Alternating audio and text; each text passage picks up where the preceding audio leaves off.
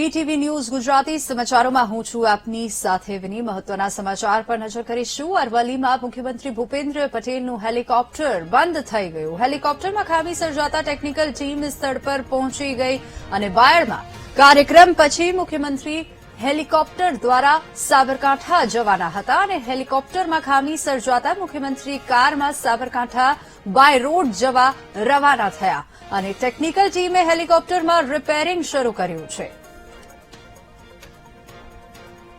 તો અચાનક હેલિકોપ્ટરમાં ખામી સર્જાતા સેફ જગ્યાએ લેન્ડિંગ કરવામાં આવ્યું અને સીએમનું હેલિકોપ્ટર બંધ પડી ગયું હતું। જો કે તેઓ આ પ્રવાસ પછી સાબરકાંઠા જવાના હતા। સાબરકાંઠામાં તેઓ સાબરકાંઠા બાય રોડ પછી કારમાં ગયા। હેલિકોપ્ટરમાં ખામી સર્જાતા મુખ્યમંત્રીની કારમાં તેઓ સાબરકાંઠા જવા માટે નીકળ્યા અને ટેકનિકલ ટીમે હેલિકોપ્ટરમાં રિપેરિંગ કામ કર્યું છે। તો અરવલ્લીમાં મુખ્યમંત્રી ભૂપેન્દ્ર પટેલનો કાર્યક્રમ યોજાયો હતો અને ત્યાંથી પછી તેઓ સાબરકાંઠા જવાના હતા, જ્યાં હેલિકોપ્ટર અચાનક બંધ પડી ગયું અને સેફ લેન્ડિંગ કર્યા પછી હેલિકોપ્ટરની ટેકનિકલ જે ખામી હતી તે દૂર કરવામાં આવી અને મુખ્યમંત્રી ત્યાં સુધીમાં સાબરકાંઠા બાય રોડ તેઓના કાફલા સાથે સાબરકાંઠા પહોંચ્યા। વધુ વિગતો સાથે સંવાદદાતા રાકેશ આપણી સાથે ફોન લાઈન પર જોડાઈ ગયા છે। રાકેશ, મુખ્યમંત્રીના હેલિકોપ્ટરમાં અચાનક ખામી સર્જાઈ, જેના કારણે તેઓ સાબરકાંઠા બાય રોડ ગયા। હાલ શું પરિસ્થિતિ, શું અપડેટ?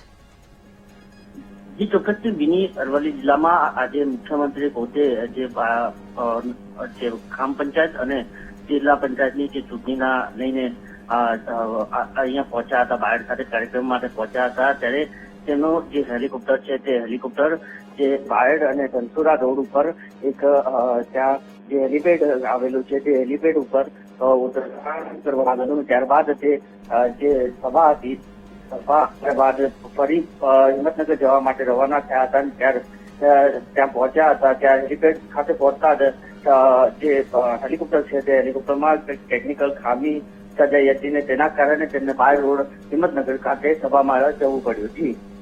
જી બિલકુલ રાકેશ, આભાર સમગ્ર માહિતી બદલ।